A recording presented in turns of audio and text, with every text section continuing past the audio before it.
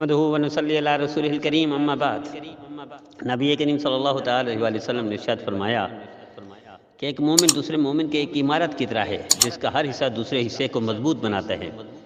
پھر ارشاد فرمایا نبی کریم صلی اللہ علیہ وسلم نے کہ اپنے ہاتھوں کی انگلی کو ایک دوسرے میں داخل کر کے بتایا کہ یوں ہوتا ہے۔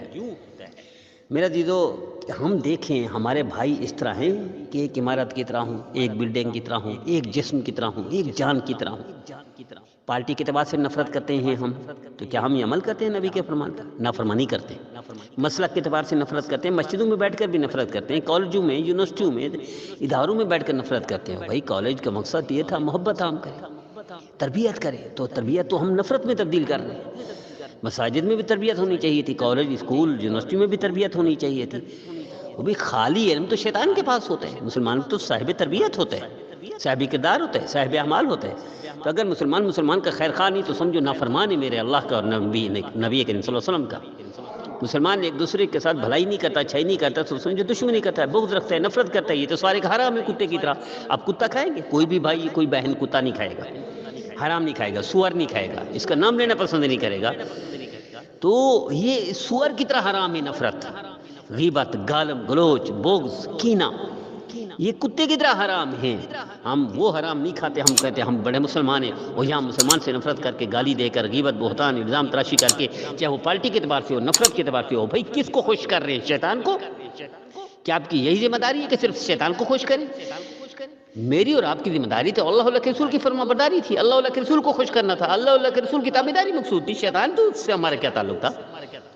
کافر سے ہمارا کیا تعلق تھا؟ کافر کی عادتوں سے، بری خصلتوں سے کیا تعلق تھا؟ بھئی ہم اللہ کے رسول کا نام لے کر بھی نفرت کریں تو پھر فائدہ کیا ہوا؟ اللہ کے رسول کا نام لے کر گالیاں دیں تو فائدہ کیا ہوا؟ اللہ کے رسول سے کا نام لے کر کینہ بغض رکھیں آپس میں ایک دوسرے کے خلاف، پارٹی کے اعتبار سے، مسلک کے اعتبار سے، قومیت کے اعتبار سے، تو فائدہ کیا ہوا مسلمان پہ؟ کلمہ کیا سکھاتا ہے؟ لا الہ الا اللہ، کوئی نہیں اللہ کے علاوہ، ایک اللہ کے بندے ہیں اور محمد رسول اللہ ایک نبی کی امت ہیں۔ کیا ہم ایک بنے ہوئے ہیں؟ تقسیم در تقسیم، نفرت در نفرت، یہ کب تک چلے گا؟ کس کو دھوکہ دے رہے ہیں؟ کس کو فراڈ کر رہے ہیں؟ کس کو چیٹنگ کر رہے ہیں؟ کس کا نقصان کر رہے ہیں؟ مسلمان کا نقصان کر سکتا ہے؟ مسلمان کو گالی دے سکتا ہے؟ مسلمان کا برا سوچ سکتا ہے؟ یہ سارے کافر کے کام تھے، شیطانی کام تھے۔ آئیے میں التجا کرتا ہوں اپنے بھائیوں سے، اپنے بہنوں سے، خدا را اللہ کی رضا کے لیے واپس آئیں، توبہ کر لیں، نفرت کو ختم کریں، گالم گلوچ، الزام تراشی، بہتان، کسی پارٹی میں ہوں، کسی مسلک میں رہیں، آپ اپنی پارٹی کو مضبوط کریں، مسلک کو مضبوط کریں، لیکن دوسرے سے نفرت، گالم گلوچ، کینہ بغض نہ کریں اللہ کی رضا کے لیے۔ یہ میرے نبی کی نافرمانی ہے، سنت کی خلاف ورزی ہے۔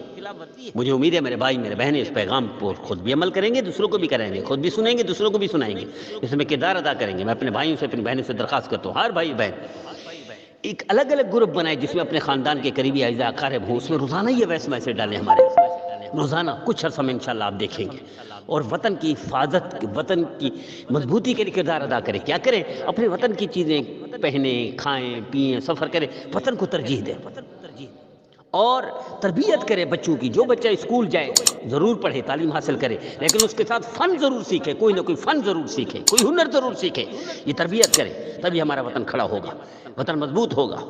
مجھے امید ہے میرے بھائی میرے بہنیں اس پہ کردار ادا کریں گے، 100% اللہ کے رسول کی فرما برداری میں آ جائیں گے انشاءاللہ۔